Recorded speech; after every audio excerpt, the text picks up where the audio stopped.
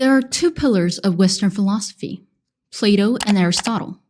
This is Plato pointing his finger up to the sky, and this is Aristotle facing his palm to the ground. Plato is pointing up to the sky to say that the real world is up there in the world of ideas.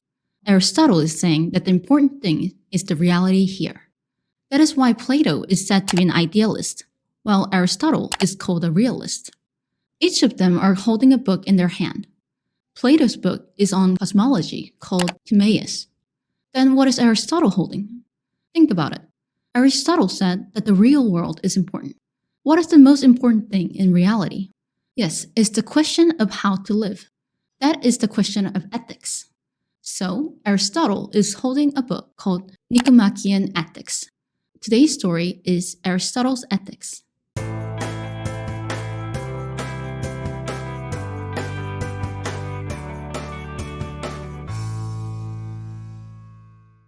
We act with a certain purpose in life. The reason we wake up early in the morning is to go to school. The reason we go to school is to study. The reason we study is to get a good job. And the reason we get a good job is to make more money.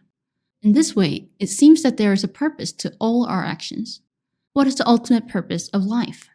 Aristotle said that the ultimate purpose of our life is eudaimonia. Eudaimonia is often translated into happiness. But actually, it's not a very good translation. Eudaimonia does not mean temporary or subjective emotions, like when you say things like, I am so happy right now. Eudaimonia is a word that can be used to objectively evaluate a person's whole life. For example, Ludwig Wittgenstein's last words are said to be, tell them I've had a wonderful life.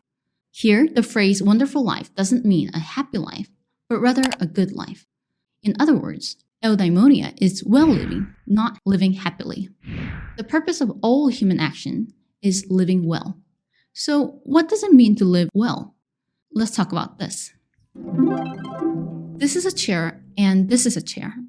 They look different, but they're both called chairs because people can sit on them. The function of a chair is to allow people to sit. So whatever has that function is called a chair. But while it'll be comfortable to sit on the chair on the left, it'll be a bit uncomfortable to sit on the chair on the right. So the chair on the left is serving its function well, while the chair on the right is not very good at serving its function. In other words, the chair on the left is a good chair, and the chair on the right is a bad chair.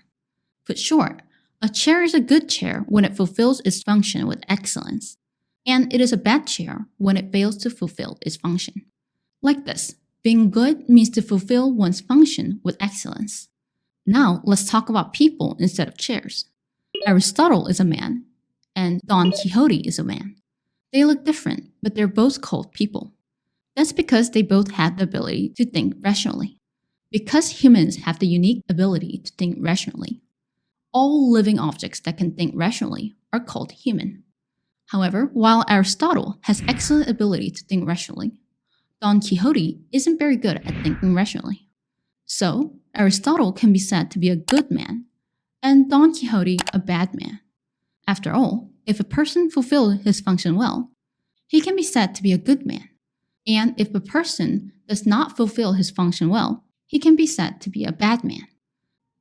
Aristotle refers to the state of excellence in fulfilling one's function as arete, or virtue. In other words, being good is a state of virtue. Now we need to understand what virtue or arete is. There are two kinds of virtues, intellectual virtue and moral virtue. Intellectual virtue can be acquired through learning, and moral virtue can be acquired through habit. For Aristotle, habit was very important, and if a person repeats honest behavior, honesty becomes a habit, and he becomes an honest person. And if a person repeats diligent behavior, diligence becomes a habit, and the person becomes diligent. In other words, repeating an action becomes a habit, and it becomes a person's character. Just like one swallow does not make a summer, it cannot be said that you're a moral person just by doing one moral act. One thing to point out is the difference between Plato and Aristotle. Plato emphasized knowledge. He thought that a person could be brave and just if he knew what courage and justice are.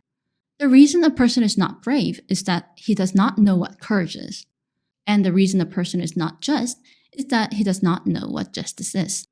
However, Aristotle says that what matters is practice, not knowledge. Knowing what courage is and what justice is does not mean that a person becomes a brave and just person. Rather, a person becomes brave and just when brave and just actions become a habit by being repeated. If so, what is brave and what is just? In general, what is arete or virtue?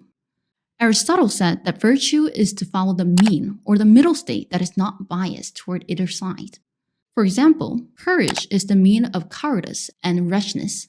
Likewise, modesty is the mean of shyness and shamelessness. While Aristotle speaks of the ethics of virtue, he also had a realistic side. He mentioned good friends, wealth, political power, and good looks as conditions for well-living. Perhaps that's why, but Aristotle paid a lot of attention to clothing, accessories, and hairstyle. The last chapter of Nicomachean Ethics says that he will now endeavor to discuss the virtues. He said all these things about virtues, and now he will start the discussion. What this means is that he will now talk about politics. He thought ethics is just the appetizer, and the main dish is politics. It could be because, like Plato, for Aristotle, what matters is not the happiness of the individual, but the prosperity of the state. Or on the contrary, it could be because in order to realize individual happiness, a good state must be premised. Let's wrap up. First, Aristotle said that the ultimate purpose of life is eudaimonia. Eudaimonia is not happy living, but rather well living. Second, Aristotle said that in order to live well, we must be in the state of arete. Arete is the state of fulfilling the human function of rational thinking. Third, in order to achieve the state of arete, one must repeatedly practice the mean, which is not biased toward one side, and make it a habit.